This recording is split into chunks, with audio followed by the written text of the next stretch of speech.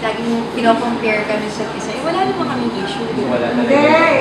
Kaya ano rin siya Marian eh. Ikaw pala kita may kasalanan. Yan ang po. Hindi. Paris ka dun, di ba? Sa akin kasi wala. Sa amin wala talaga sa issue. Wala akong away. Wala akong... Siguro nagkakaroon lang ng parang medyo... Yung naging aloof kami sa isa't isa. Kasi lagi napakompare. Kasi parang alam mo ipakompare ng tao. Kahit anong gawin namin, laging manalait sa akin na fan niya, laging manalait na sa kanya na fan ko. Sana huwag nilang bukay. Kasi wala naman yung ginagawang masama sa akin si Marlon. Ako wala naman kung saan ang nagawang masama sa akin. Okay naman siya sa akin.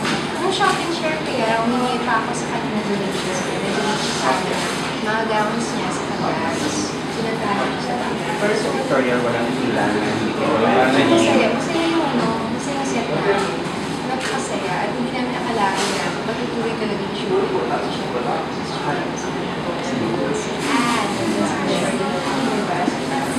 Sabi ko si Prefer Pam, kasi lahat kami ibigyan si Pam. Ako, stylist ko kami. 8 years ko na siya na stylist. Siya rin yung stylist ko talaga.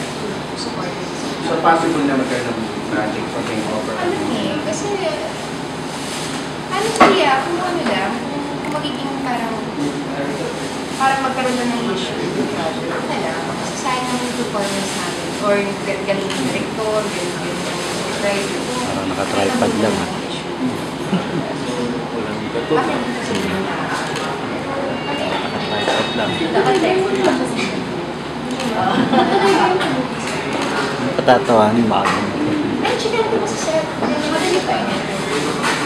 Okay naman kasi nakilala ko na siya noon. Kasi ex ako nakatrabaho niya. Sorry, ex ko na nakatrabaho niya before. So, nakikita lang kami. Ito wala pa talaga kami chance yung mag-bonding kami. Eh, syempre, nung nilaman ko na nga, nag-yes muna ako eh.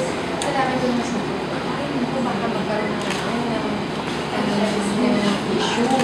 Parang, dapat parang kita, baka maging issue sa amin. Gusto yung tao pag-usapan. May mangyayari sa set. Ang dami tao. Natuwa naman nila sa kanya. Kasi kalog din pala siya.